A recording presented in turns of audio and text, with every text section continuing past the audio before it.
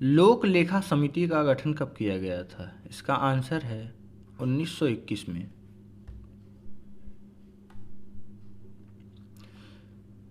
समिति के अध्यक्ष का पद विपक्ष के किसी नेता को पहली बार 1967 से 68 में दिया गया था। तब से विपक्ष के ही किसी नेता को यह पद सौंपे जाने की परंपरा बनी हुई है। लोक लेखा समिति में कुल 22 सदस्य होते हैं, जिसमें से 15 सदस्य लोकसभा से तथा 7 सदस्य राज्यसभा से निर्वाचित होते हैं। राज्यसभा से निर्वाचित सदस्य सह सदस्य के रूप में होते हैं तथा इन्हें मताधिकार प्राप्त नहीं होता है। यह समिति भारत सरकार के लोक लेखे तथा नियंत्रक एवं महालेखाकार के प्रतिवेदन का निरीक्षण करती है तथा साथ ही यह सुनिश्चित करती है कि लोक धन संसद के निर्णयों के अनुसार ही विभिन्न मदों में खर्च किया जाए तथा व्यर्थ अथवा अपव्यय को रोका जाए। अगला प्रश्न है, पुलित्जर पुरस्कार किस क्षेत्र में दिया जाता है? उत्तर है पत्रकारिता, साहित्य, ड्रामा व संगीत में। वर्ष 2022 के पुलित्जर पुरस्कारों की घोषणा अमेरिका के कोलंबिया विश्वविद्यालय द्वारा 9 मई 2022 को की गई थी। कैलेंडर वर्ष 2021 में निष्पादन के आधार पर दिए गए पत्रकारिता पुरस्कारों में जनसेवा, investigative reporting, explanatory reporting, international reporting, feature writing आदि के कुल 15 पुरस्कार शामिल हैं, जबकि 7 अन्य पुरस्कार ड्रामा, फिक्शन व संगीत आदि के लिए हैं।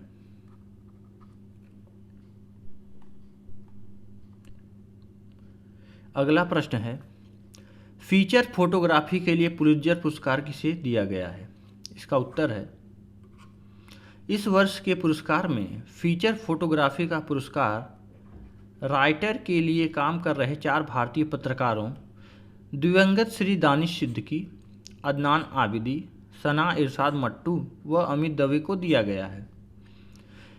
इन्हें यह पुरस्कार भारत में कोविड-19 महामारी के दौरान हुए मौतों को सामने लाने के लिए दिया गया है। दानिश सिद्दीकी, जिनका निधन तालिबान और अफगान सेना के संघर्ष कवर करने के दौरान पिछले वर्ष जुलाई 2021 में हो गया था, इनको यह पुरस्कार दूसरी बार दिया गया है।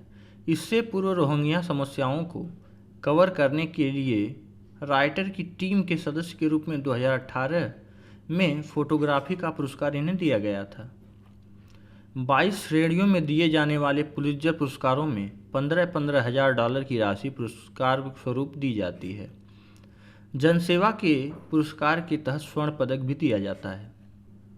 अगला प्रश्न है, भारत के किस ग्रामीण क्षेत्र के कार्यकर्ताओं को WHO का ग्लोबल हेल्थ लीडर्स अवार्ड दिया गया? इसका उत्तर है, ग्रामीण क्षेत्रों में स्वास्थ्य सुविधाएं उपलब्ध कराने, मातृत्व सेवा एवं बच्चों के टीकाकरण में महत्वपूर्ण योगदान तथा सामुदायिक स्वास्थ्य सेवाएं बेहतर करने के लिए विश्व स्वास्थ्य संगठन ने भारत की 10 लाख से अधिक आशा कार्यकर्ताओं को ग्लोबल हेल्थ लीडर्स अवार्ड से मई 2022 में सम्मानित किया। विश्व स्वास्थ्य संगठन के महानिदेशक टेड्रोस अधनोम ने ऐसे 6 ग्लोबल हेल्थ लीडर्स अवार्ड 22 मई को विश्व स्वास्थ्य असेंबली में प्रदान किए। अन्य पुरस्कार पाने वालों में 8 पोलियो स्वास्थ्यकर्ता, जिन्हें फरवरी 2022 में अफगानिस्तान में गोलियां चलाकर मौत के घाट उतार दिया गया था, इनको भी शामिल किया गया है। अगला प्रश्न है, वर्ष 2022 में अमेरिका का टेम्पल्टन पुरस्कार किसे दिया गया? इनका नाम है फ्रैंक विल्जैक।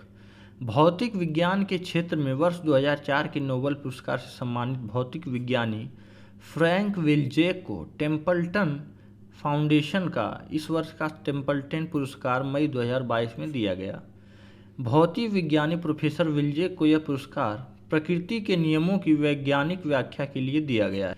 उद्यमी जॉन टेम्पल्टन ने इस फाउंडेशन की स्थापना 1972 में शुरू की थी। यह पुरस्कार विज्ञान और अध्यात्म के मिश्रण के लिए दिया जाता है। इस पुरस्कार के तहत देय राशि अब $1.5 मिलियन डॉलर से भी अधिक है। यह पुरस्कार सर्वाधिक पुरस्कार राशि वाले पुरस्कारों में से एक है। इस वार्षिक पुरस्कार के तहत पुरस्कार राशि का समायोजन इस प्रकार किया जाता है कि पुरस्कार राशि नोबेल पुरस्कार के तहत दी जाने वाली राशि से अधिक रहे। फ्रैंक विल्जेक इस पुरस्कार से सम्मानित किए जाने वाले 52वें व्यक्ति हैं। 1973 में यह पहला पुरस्कार भारत की मदर टेरेसा को दिया गया था। भारत के डॉक्टर एस सर्वपल्ली राधाकृष्णन को 1975 में, बाबा आमटे को 1990 में तथा पांडुरंग शास्त्री अठावले को 1997 में दिया गया था। दलाई लामा को भी यह पुरस्कार दिया जा चुका है।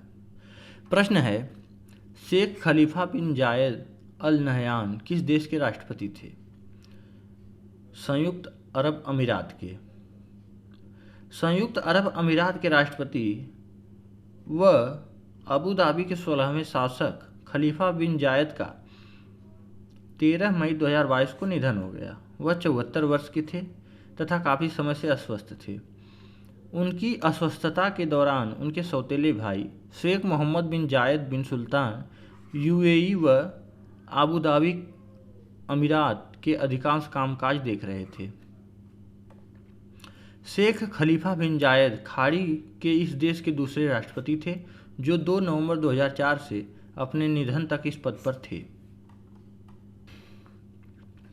अगला प्रश्न है, रेजिन जिल्बरबर्ग का निधन हो गया, यह किस क्षेत्र से में प्रसिद्ध थी?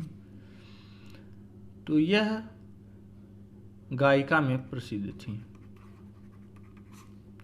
पोलैंड के यहूदी माता पिता की बेल्जियम में जन्मी रेजिन को, जो बाद में सुपरहिट गायिका बनी, इनका 92 वर्ष की आयु में अमेरिका में निधन हो गया।